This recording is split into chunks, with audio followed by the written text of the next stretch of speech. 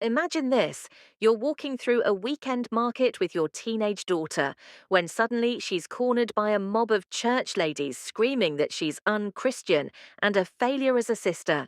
And all of it fueled by lies spread by your late ex husband's parents. Lies so twisted they nearly tore your family apart. But here's the part they never saw coming.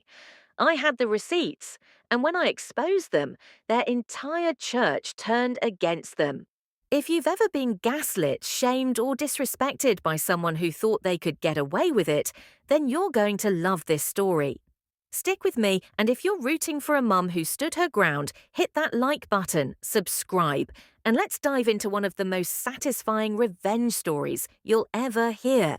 I'm a 46-year-old mum with two daughters, 17 and 15. Last year, our lives shattered when my ex-husband died in a sudden accident.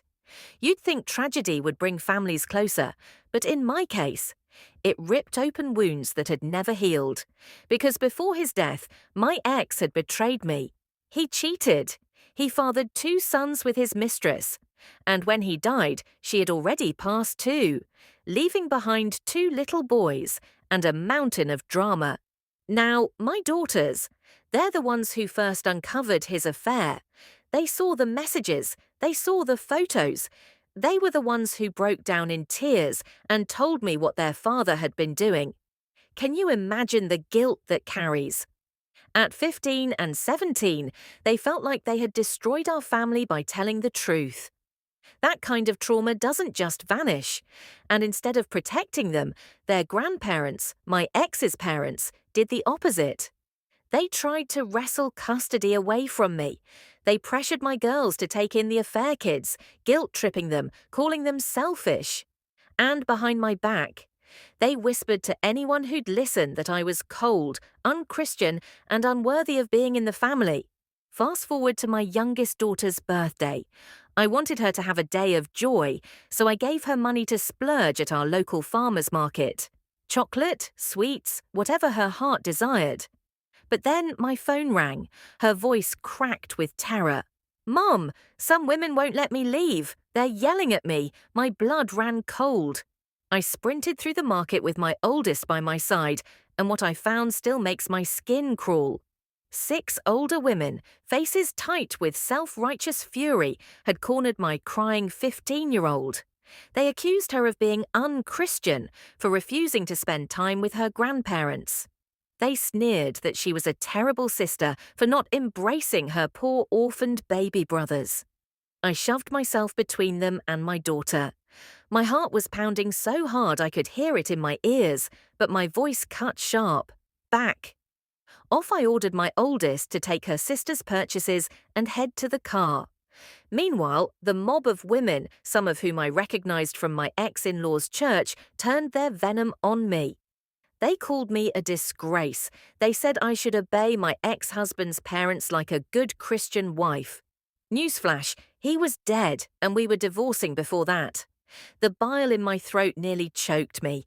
The shouting escalated until the market staff asked us all to leave.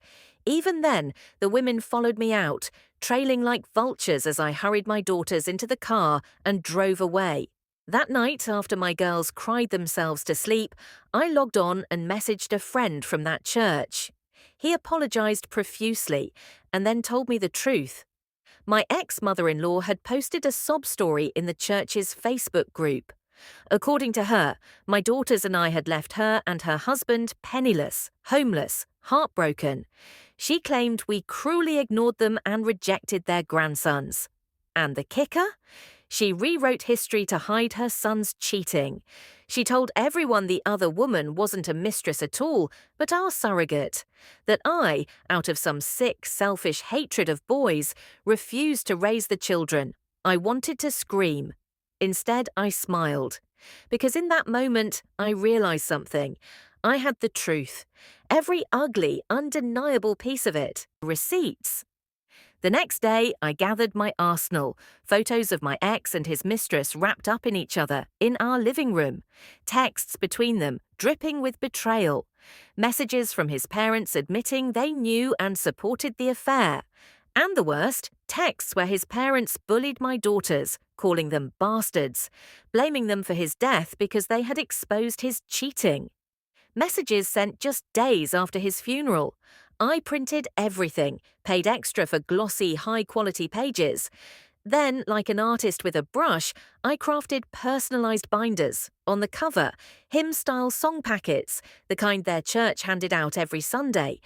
But when you opened the first page, boom, a crystal clear photo of my ex and his mistress kissing. Underneath, the love story of ex's name and mistress's name. Sunday morning, I walked into their church. My hands were steady, my heart calm.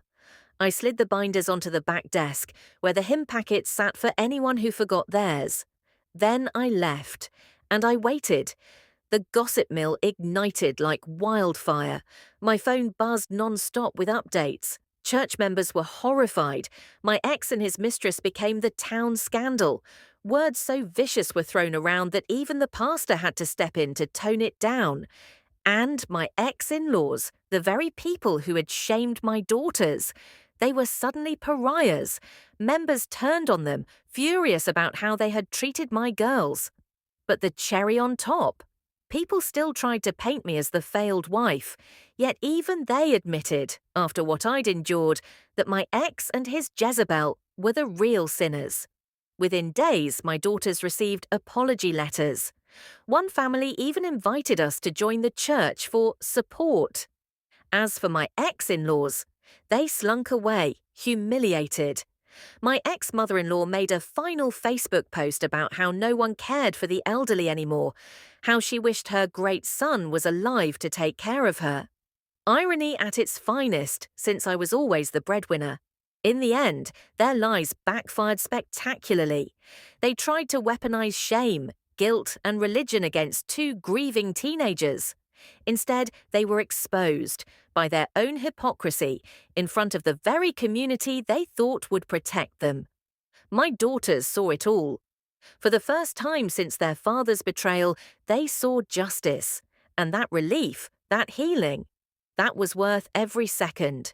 Sometimes revenge isn't about destruction, it's about truth. About finally being heard when people try to twist your story. And when the truth comes wrapped in hymn packets. Let's just say karma can be pretty poetic. If this story gave you chills, smash that like button and tell me in the comments, what's the most satisfying revenge you've ever witnessed? Don't forget to subscribe for more stories where justice finally wins. Until next time, remember, never underestimate a mom protecting her kids.